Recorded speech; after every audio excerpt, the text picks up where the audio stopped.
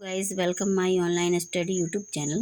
Guys आज मैं आपको लघुत्तम समावर्तक क्या है ये बताऊंगी और साथ में ही लघुत्तम समावर्तक को हल करने की कितनी विधियां हैं ये भी बताएंगे। आइए हम इससे पहले कुछ परिभाषाएं देखते हैं। अपवर्त या गुणज, तो यदि किसी संख्या का पहाड़ा लिखते हैं तो प्राप्त संख्याएं उस संख्या के अपवर्त या गुणज कहलाते हैं। जैसे 4 का अपवर्त है 4, 8, 12, 16, 20 डेट इज इसी तरह आगे की संख्याएं मीन्स 4 के पहाड़े की जितनी संख्याएं होंगी वे 4 का अपवर्त होंगी। अपवर्तक या गुणनखंड, यदि हम किसी संख्या के लिए वे सब संख्या ज्ञात कर लें जिनका भाग उस संख्या में पूरा पूरा जाता है तो वे संख्याएं उस संख्या के अपवर्तक या गुणनखंड कहलाती हैं। जैसे 16 के अपवर्तक हैं 1, 2, 4, 8, 16 मीन्स 16 में 1 से 2 से 4 से 8 से व 16 से पूर्णतः भाग चला जाएगा। लघुत्तम समापवर्तक, दी गई संख्याओं का लाशा वह छोटी से छोटी संख्या है जो दी गई प्रत्येक संख्या से पूरी बार विभाजित हो जाती है। इसे संक्षेप में लाशा कहते या इसे संक्षेप में लाशा लिखते हैं। अब लघुत्तम समापवर्तक निकालने की कितनी विधियां हैं? तो लघुत्तम समापवर्तक निकालने की 2 विधियां हैं। पहली है गुणनखंड विधि और दूसरी है भाग विधि। तो गुणनखंड विधि में क्या करते हैं हम? सबसे पहले संख्याओं को ऐसे गुणनखंड करते हैं, फिर उनको अभाज्य गुणनखंड के रूप में लिखते हैं, फिर इसमें जो सबसे बड़ी घात होती है उसको लिखते हैं, फिर उस घात से जो गुणनफल प्राप्त होता है वो अभिष्ट लघुत्तम समापवर्तक होता है। उदाहरण के लिए हम देखते हैं 12, 18 व 24 का लघुत्तम समापवर्तक ज्ञात करें मीन्स संक्षेप में लाशा ज्ञात करें। अब 12 में 2 से भाग देंगे हम तो हो जाएगा ये 2 से भाग देंगे 12 में तो 6 आएगा, फिर 2 से भाग देंगे 3 आएगा, फिर 3 से भाग देंगे 1 आएगा। अब 2 से भाग देंगे तो 18 में तो आएगा 9, फिर 3 से भाग देंगे तो आएगा 3, फिर 3 से भाग देंगे आएगा 1, फिर 24 में 2 से भाग देंगे आएगा 12, फिर 2 से भाग देंगे आएगा 6, फिर 2 से भाग देंगे आएगा 3, फिर 3 से भाग देंगे आएगा 1।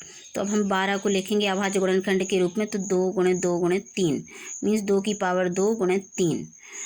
18 को लिखेंगे हम 2 गुणे 3 गुणे 3 मीन्स 2 गुणे 3 की पावर 2। 24 को लिखेंगे हम 2 गुणे 2 गुणे 2 गुणे 3 मीन्स 2 की पावर 3 गुणे 3।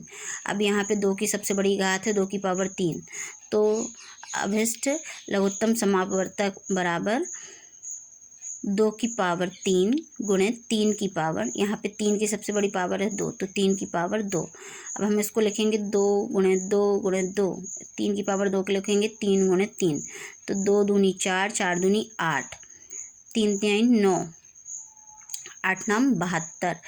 तो इन संख्याओं का अभिष्ट लघुत्तम समापवर्तक होगा 72।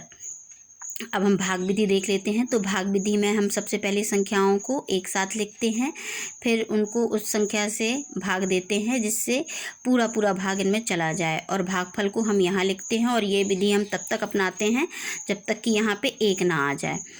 तो हम 2 से भाग देंगे 14 में तो ये 7, हम 2 से भाग देंगे 14 में तो 7 बार में जाएगा, 21 में नहीं जाएगा वैसे ही लिख देंगे, 25 में नहीं जाएगा वैसे ही लिख देंगे और 30 में चला जाएगा तो 15 आएगा भागफल।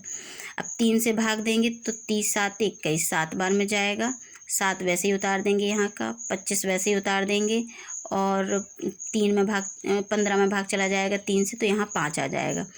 अब फिर 5 से भाग देंगे 7 वैसे ही आ जाएगा और 25 में 5 से भाग चला जाएगा तो 5 बार में जाएगा, यहाँ पे 5 बार 5 एकम 5 तो 1 आएगा यहाँ पे। फिर 5 से भाग देंगे 5 एकम 5 1 की 1। अब 7 वैसे ही उतार देंगे, 7 से भाग देंगे 7 एकम 7 7 एकम 7 1 की 1 1 की 1। ये तब तक क्रिया अपनाते हैं जब तक कि यहाँ पे 1 ना आ जाए।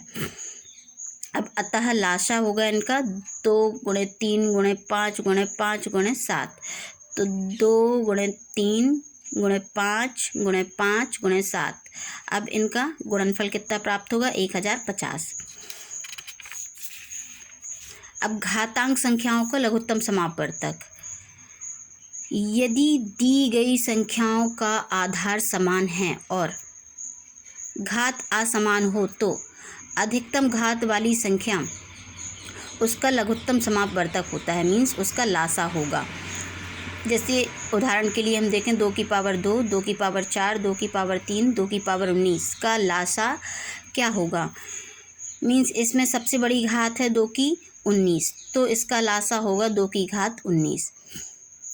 अब भिन्नों का लघुत्तम समापवर्तक, तो इसके लिए फॉर्मूला होता है अंशों का लघुत्तम समापवर्तक बटे हरों का मासा।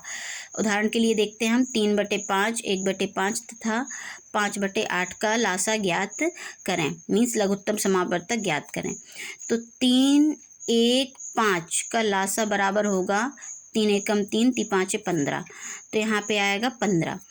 अब 5, 5, 8 का मासा होगा, तो इनका मासा होगा 1, 15/1 बराबर 15। Thank you guys. अगर ये वीडियो आपको अच्छी लगी है तो प्लीज़ लाइक करें, शेयर करें और सब्सक्राइब करें।